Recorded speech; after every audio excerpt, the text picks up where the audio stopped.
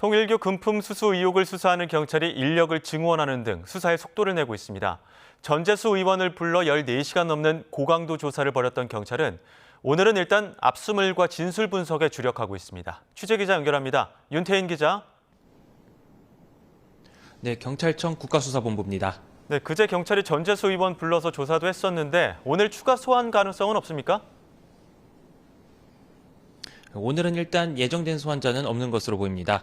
경찰 특별전담수사팀은 그제 정치자금법 위반과 뇌물수수 혐의를 받는 전재수 더불어민주당 의원을 상대로 14시간 넘는 고강도 조사를 벌였는데요. 경찰은 통일교 측이 한일 해저터널 추진 등 청탁 대가로 전 의원에게 2018년 현금과 시계 등 금품을 전달한 것으로 의심하고 있습니다. 그런데 정치자금법 위반의 경우 공소시효는 7년이라서 수사가 늦어지면 일부 혐의에 대해서는 처벌이 어려워집니다. 뇌물수수는 최대 15년의 공소시효를 적용할 수 있지만 수사가 진행돼야 혐의 적용을 확정할 수 있는 만큼 경찰은 일단 전 의원에 대한 수사에 속도를 낸다는 방침입니다. 아직 정해진 소환 일정은 없지만 전재수 의원 외에도 통일교 측으로부터 금품을 받은 혐의로 입건된 임종성 전 의원과 김규환 전 의원에 대한 조사도 이어질 것으로 보입니다.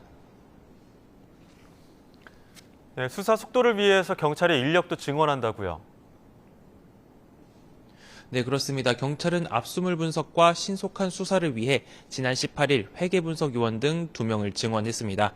내일도 수사팀에 5명을 추가로 증원할 예정으로 기존 23명이었던 수사팀 인력이 30명까지 확대되면서 주말이 지나도 경찰 수사에 속도가 붙을 것으로 보입니다.